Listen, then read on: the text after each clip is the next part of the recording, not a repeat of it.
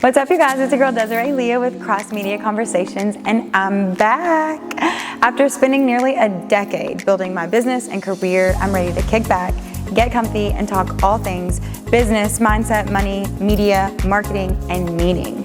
Each week, we'll be sitting down with game-changing guests, men, women, creators, innovators, and athletes, diving into the stories, strategies, and sparks that make big things happen.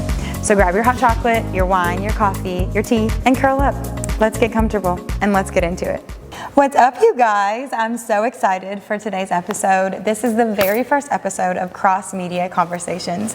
I have my very first guest, Nikki C, which I'm so grateful and honored that you're here. Thank you for being here. Thank you so much for having me. Of course. I am so excited today to talk all things real estate, business, wealth therapist. This is Nikki C, and she's known as the wealth therapist. So let's get into it. I'm excited. Yes, let's do it. So many of you guys don't know, but Nikki is my cousin. We are the cross cousins. Yes. We're crosses through and through. So what's your first memory of me?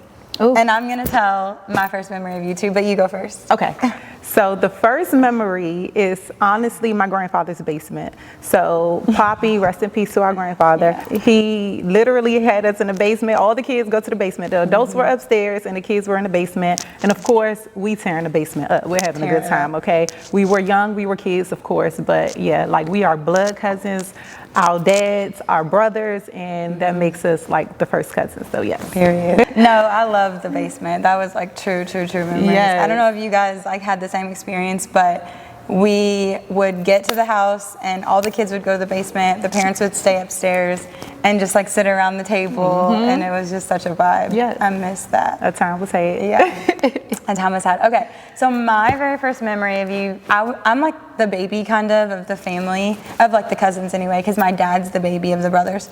So I want to say honestly, truly, like I have a bad memory, but it's in DC whenever the issue happened with my brother. So, yeah. I forgot about that. So we were out, and I'm gonna tell my story, but then you can like straighten it up because this is just in my brain. Okay. But we were out and we were at the park late at night. It was like dark, and my brother was like 14 at the time. He was young. He was definitely so I would have been like 9. And yeah, it was just funny because he got in a fight with these people, and Nicole was screaming and I was screaming and like running back to the house because our parents were still at the house like drinking and doing what older people do. And we were just out and about, and my brother ended up getting jumped by like 20-year-olds and he was 14.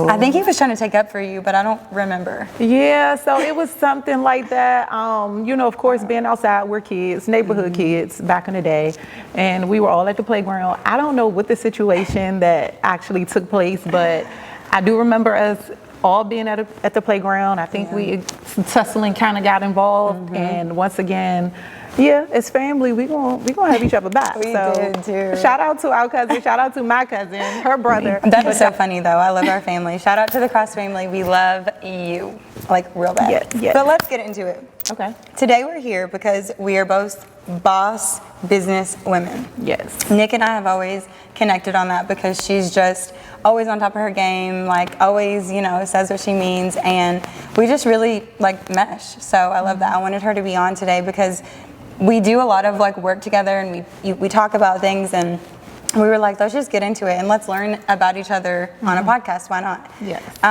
So yeah, let's get into it. Yeah. Tell us a little bit about you and how you even became the wealth therapist. Yes. So I am Nikki C, Nicole Cross, however way you want to put it is perfectly fine. I am also known as your wealth therapist. So I talk to all business owners about entrepreneurship, mindset, motivation, prayer, because I'm all about Yahweh. And then we also get into some strategic planning as far as how to run a business, how to structure a business, and how to go about knocking out those goals. That's the biggest thing when it comes to the wealth therapist community, and then myself is is Nikki C. So how did you first start learning about wealth and investing and all the things? Yeah, so just to kind of give you guys a little bit of my backstory, I'm originally from the DC, Maryland, Virginia area. Anyone that knows about DC know that we are government junkies, okay? Everyone has a government job, everyone has a 9-to-5 corporate business job, okay? So when I moved to Atlanta about 6-7 years ago or something like that, that's when I really got into the investing space, the entrepreneur space. Dwayne Lodge, shout out to another one of our cousins.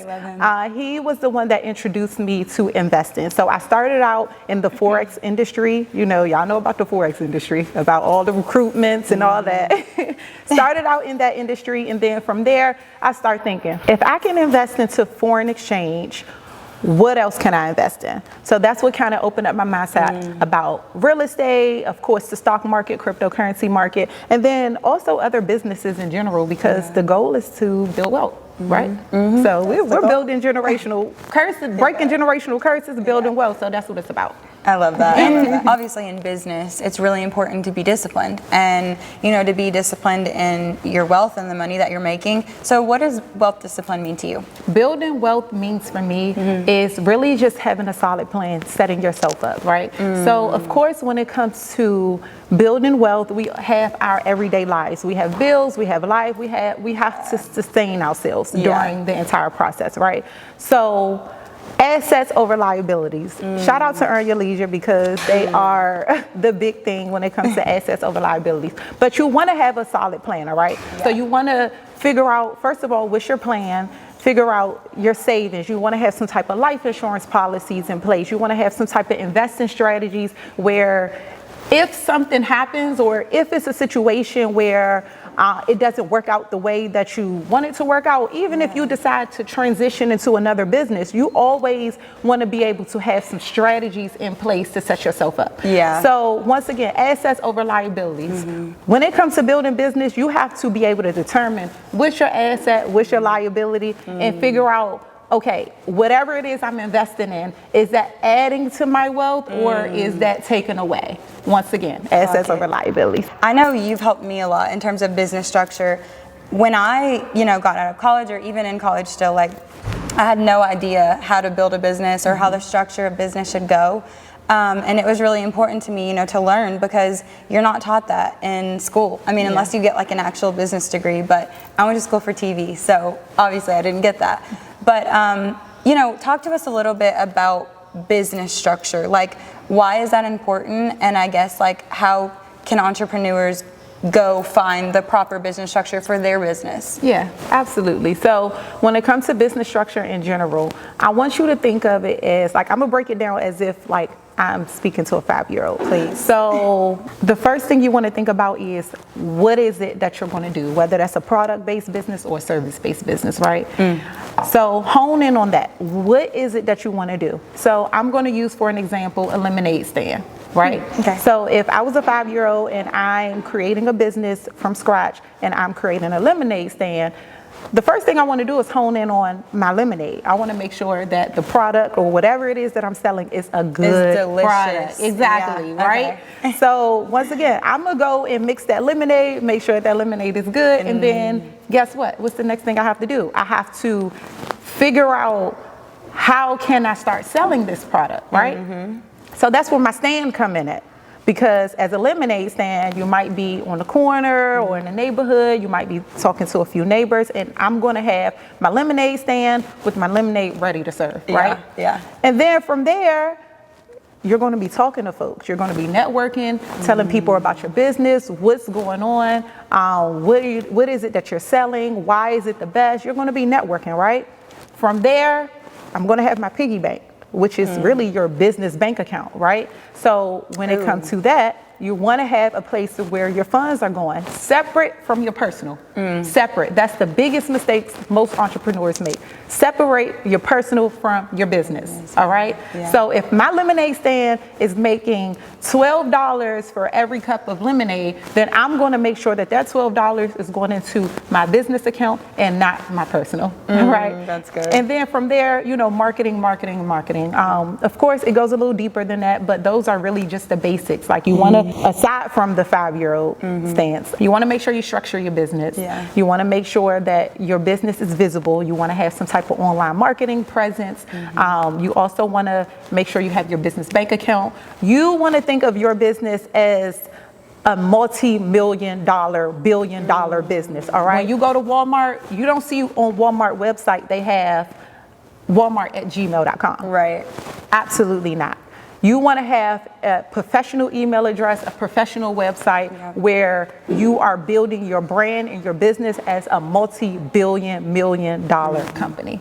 I love that. I love that because I tell people that all the time. Like, if you don't believe in your business, who will? If you don't think that your business is worth millions and billions of dollars, who will? Like, how can you expect somebody to truly believe in something that you don't even all the way believe in, Yeah. Cross Media isn't just a media marketing and management company. We're a connector. We're known for the network and the way that we value relationships because we know that the backbone of brand building is us. From our NIL division, helping athletes manage and grow their personal brands, to the work with businesses, creators, and innovators that we do, we understand that the right relationships, the right strategy, the right visibility can transform opportunities. This podcast is an extension of that mission, bringing powerful conversations to the table with people who hold the keys to success in their industries. We'll explore not just what they do, but how they do it, the connections that shape their journey, and the media strategies that elevate their presence. Let's get back into it, Yeah, absolutely. That's crazy. Okay, that's really good stuff. Like business structure, that's exactly what I wanted to kind of hit on. But let's talk real estate. So talk to us a little bit about your real estate experience and what you've done in terms of investing. And then, let's just talk about real estate a little bit. So when it comes to real estate, that was something that I did once I got to Georgia. I purchased my first home. Purchasing my first home has actually helped me dive into the real estate market. So purchasing, shout out to that. Purchasing my first home, of course, you got to figure out what your goal is when it comes to real estate because you have so many different real estate strategies. You have subject to, you have fix and flips, you have rental properties, you have Section 8, you have so many different strategies. What is your end goal, right? So most people that I talk to that's in the real estate industry, they want to walk away from their 9-to-5, right? They want to quit those 9-to-5s and be gone, which is perfectly fine. Yeah. But once again, have a plan. So when I got into real estate, I already said instantly to myself, okay, I need to have an income that's going to replace my 9-to-5. So if I'm getting that check every 2 weeks, I need to make sure when I go into the real estate market, I need to continue to get that check. It's not going to be every 2 weeks, it's going to be monthly, or it could be weekly, however way you choose to set up the deal, all right? But that was my end goal. So with that being said, that's what made me turn into real estate and rental properties, right? Rental properties is like that passive income, right? We always talk about making that passive income. We want to make sure that that check is hitting every first of the month, every 2 weeks, however way you structure it. And that was my plan. I wanted to make sure I had that consistent income. So I started out with rental properties. I also started out with renting my rooms. So for those of you that probably know me, you probably know, if you know, you know. When I got my first property, I started out with renting my rooms. I was renting out each room. And shout out to one of my homegirls, Serena, by the way. She put me onto that game. I had to give her a shout out. I love that. That's my girl. She put me on that because when I first had the conversation with her, I told her, like, hey, I'm living in this house by myself. What should I do? I thought about Airbnb, but of course, that wasn't consistent for me. Airbnb is kind of up and down depending on your booking, your marketing, things of that nature.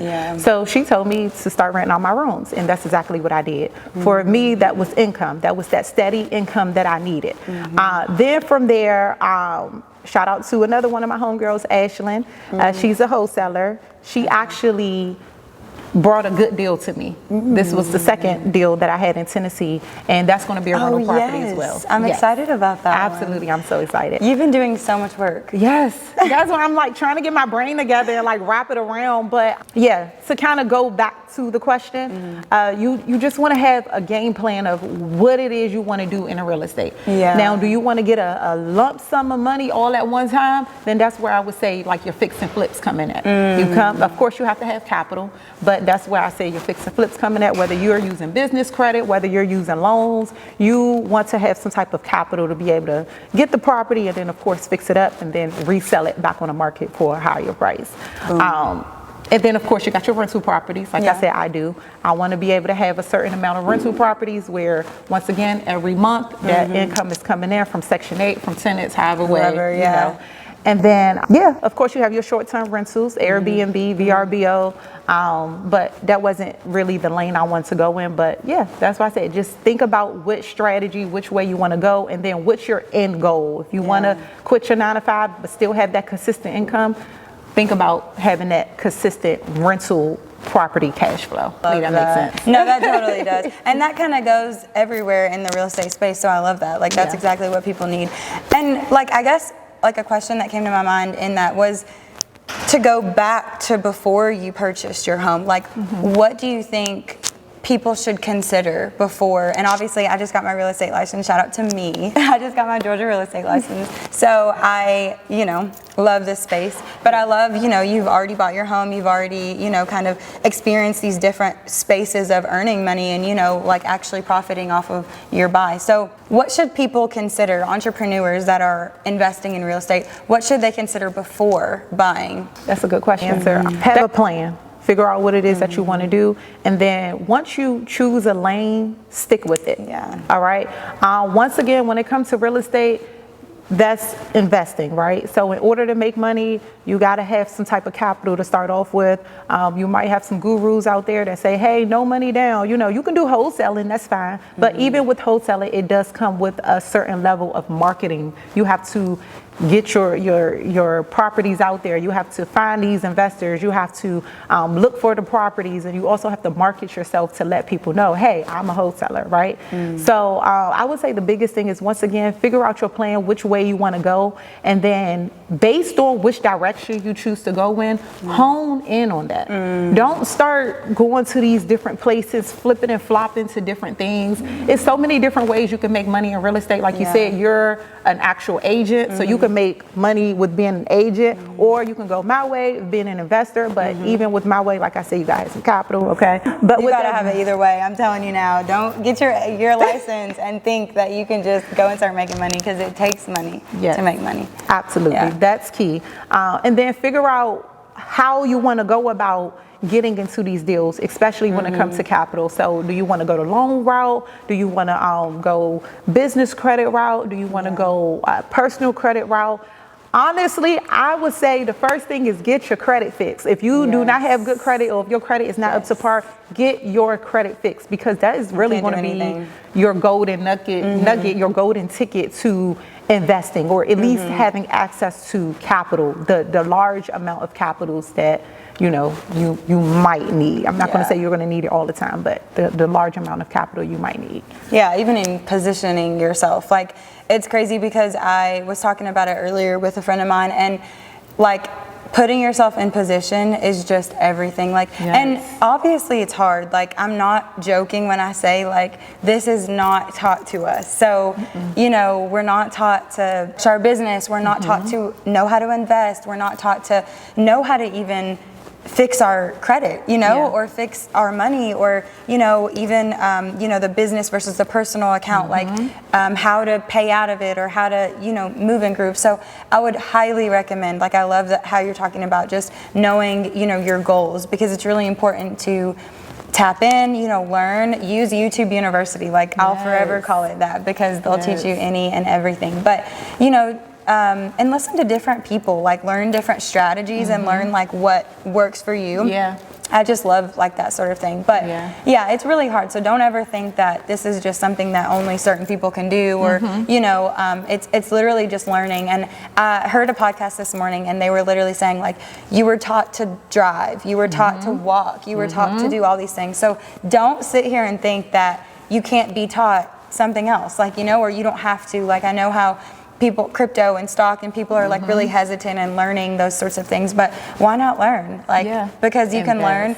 Yes, you can decide, to go a different way, but learn about it, educate yourself, and then, then you decide how you want to do it. Just like driving, like, we were taught to drive a certain way and stop all the way at every stop sign, but do you?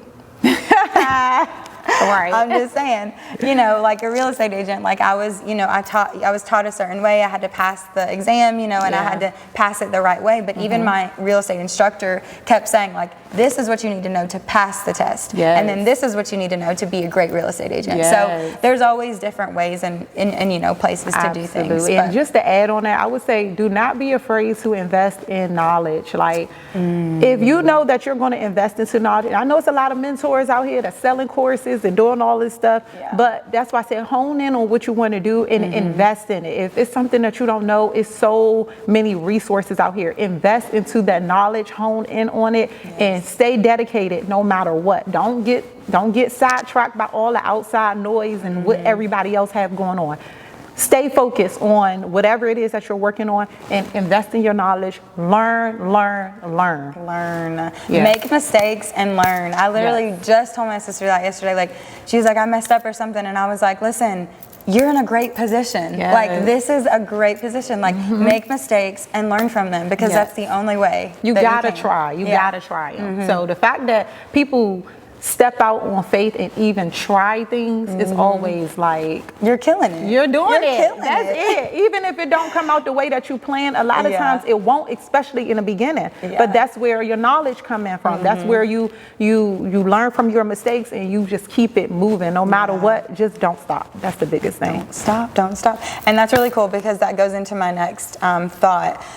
Mistakes. What is a mistake that you made early in entrepreneurship in general that you wish you could stop others from making? I'll answer first, actually, because I have just a thought that came to my head. But I know that early on in business, kind of like you said, honestly, like knowing my structure, like I wouldn't say it was a mistake. I mean, it was a mistake, because I jumped into business before I structured it. So that, you shouldn't do that. But I learned from it now, and I'm in a better position for sure. But I would say, taking the time to learn your business, taking the time to learn, your goals, and like you were saying, knowing your goals and knowing the things that your accounts, like taking the time to, position your lawyer, to position your accountant, to position all the things that are your banker. The things that are important, in business in general. Like, I remember when I was early on in business, people were like, you must have your ABCs, your attorney, your banker, and I forget what the C is, but I know it's like an accountant or something like that. Not an accountant, but like some of the C. Like, I remember them saying, like, it's really, really important for you to, just have those things on deck, and to just talk to those people, like strategize with those people, and know, what's important and how to use them. Because I would say that's really a mistake that I made, is I was just like, oh, I'm getting business, I'm getting people, this is good, I'm getting money, I'm getting paychecks. But all the paychecks that went into the account, I did make a business account after a while, but I would still just be using it, and you got to really know how to use it and how to move, for tax time, and for, all the little things that are really important. Quarterly taxes, if that's what you're paying as a business, like, you have to understand your structure, and then you have to make sure that, you're paying your taxes. You have to make sure that you're paying the proper taxes, whether you have sales and use tax or whatever it may be, just to the knowledge. So I would say, I say all that to say, a mistake that I made was just not properly knowing how to structure my business and not taking advantage of the resources that I really did have around me. Yeah, and just as quick as that money come in, it can flow right on out. Okay, can we get some snaps? Yeah, because, we need like baby, something. Like when you are in business, especially when the business is the only income, you can quickly get that money and then you can think, oh, well, I'll make it back up or I'll make it back up. And then in reality, when you're in business, you got to understand you're not getting that steady cash flow. You have to go out and go get them clients. You have to go out and go get that sale. You got to go out and go get that money. Yes. Right? Yes. So I would say the biggest mistake that I made is when I first started learning business credit. I remember I got approved for an $18,000 credit card. And that probably ruined your life. No, Ooh, child. No, and my credit was already not that good. So I started building business credit alongside while my personal credit was getting fixed. I started building the business credit. And when I got attached to that $18,000 credit card, that's why financial literacy and learning is so important because you get that, I got that credit card and it was swipe. Now granted, I was investing into knowledge and education and things that I needed to invest in, but then some stuff I wasn't. So when it came to paying that credit card back, that's another it's a different story. For another part two. For part two.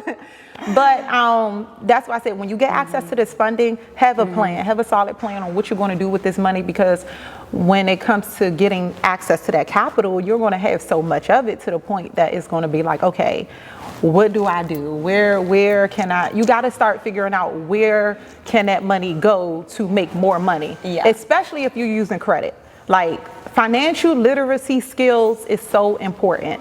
When you are using credit cards, when you're using these loans, you do not want to have bad credit. I promise y'all, it is not fun getting it fixed. So look, stay disciplined, like discipline when it comes to your finances, financially disciplined. And I'm going to ask you a few more questions because we do have to wrap it up, but this has been so good and I'm really, really super excited to get this knowledge out to the people. But okay, let's break it down. So if you were a new entrepreneur, like a baby entrepreneur, and you had $500 to your name, what would you go, where would you do, and how would you make that 5,000 or just more? Like, if you were there, how would you do that? Ooh, $500? What would you invest in?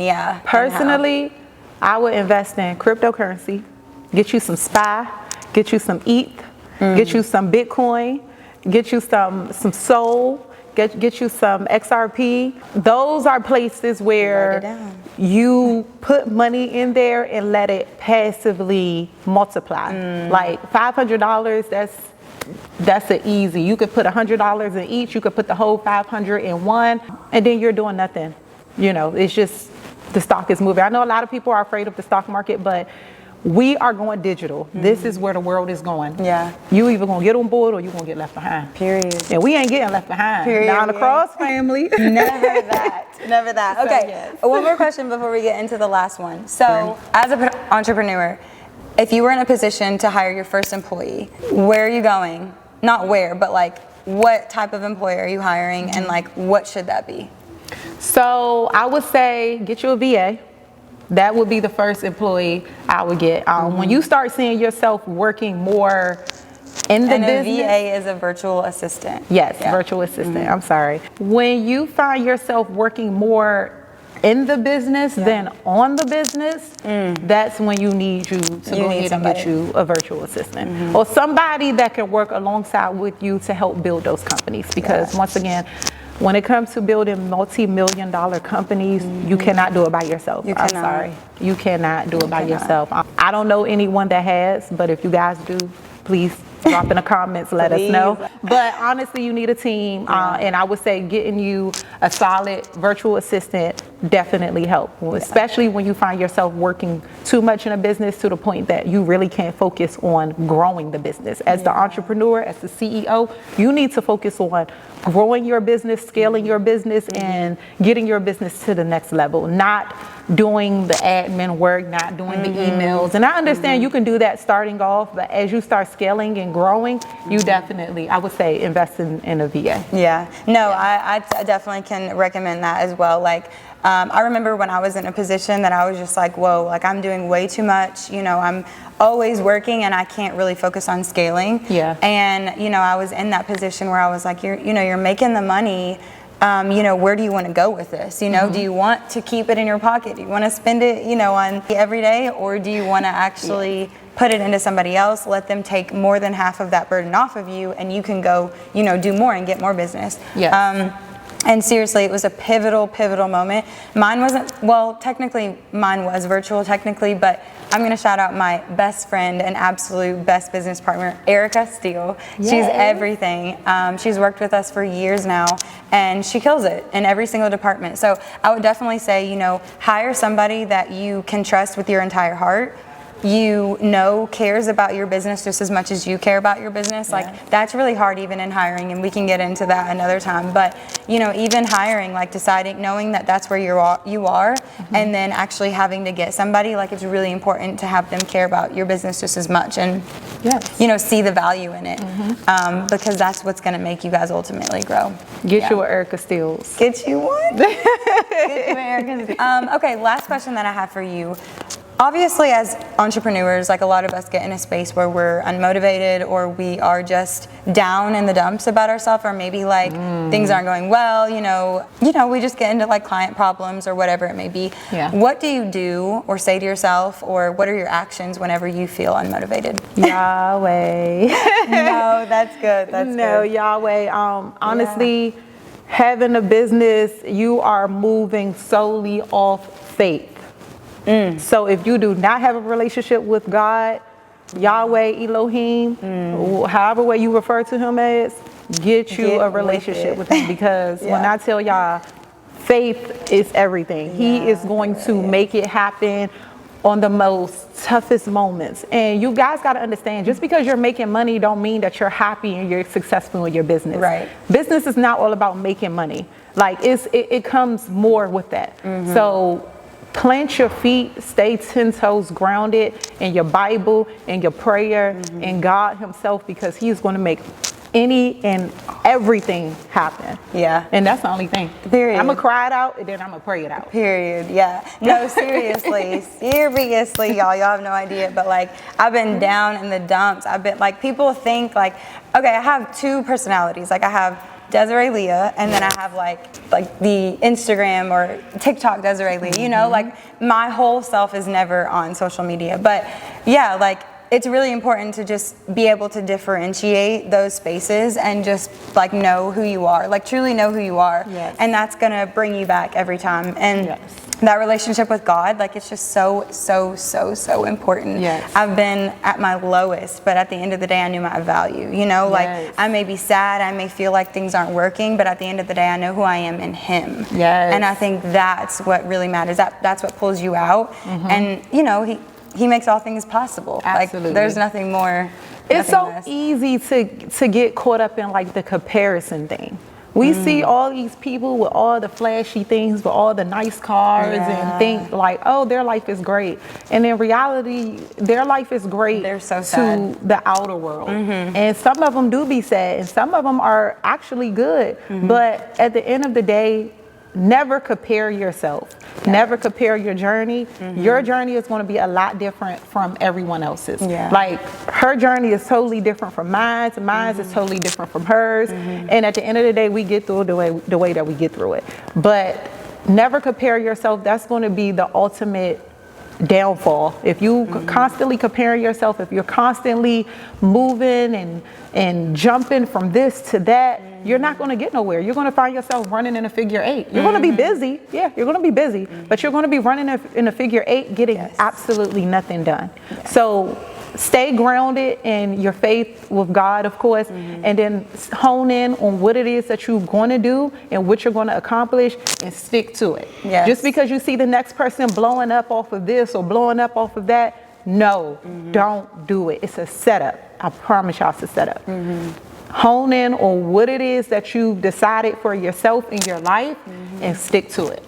That's real. That's real. Yeah. Stay focused. Like seriously. Like that's. I mean, there's nothing better. Like Instagram, TikTok, all those things are just highlight reels. Like they're not. You're not seeing. You know, just the same as what you put out. You have to understand that's all other people are putting out too. Absolutely. Comparison is a thief of joy. Yes. Yes. Seriously. And chasing the money as well. Like the more you chase it, the more it's going to run away from you. It's going to come when it comes. Yeah. So don't be so stuck on just trying to chase the money or trying to get to the next dollar. Like just hone in. Right. That's so real. And I'll say, last thing that I'll say is, people often try to think, we're talking about entrepreneurship, we're talking about business, we're talking about scaling. You know, a lot of people say, you know, it takes 7 different ways, or, you know, 7 streams of income to be a millionaire. Like that's what I've heard all my life. But I recently learned like it's really important, because just because they say that doesn't mean that that's exactly it. Like it really needs to be, if you have a business, if you have a baby, you can make 7 streams just from that baby. Like cross media is my baby, right? So if I want to make more streams, why not just continue branding cross media? Like I could do merch off cross media. I could do a podcast off cross media. You know, I could do anything off cross media, but it doesn't have to be cross media. What all the little things that you could do, a food truck, you know, you don't have to stretch yourself in 18,000 different directions. Like stay on brand, stay focused, and stay disciplined. Yes. Yeah. And that's the episode. No, I'm joking. No, seriously though, I love you guys. We've really appreciated having you on, Nick. No problem. Like I would not want anyone else for the first episode. I'm just honored and grateful. So we love you. The Cross Girls are back at it again with Cross Media Conversations. Thank you guys for tuning in, and make sure that you subscribe below and click the like button and do all the things, and leave a comment if you have any questions. We'd love to, you know, kick back and answer more questions. But stay tuned for more Cross Media Conversations. Thank you. Bye.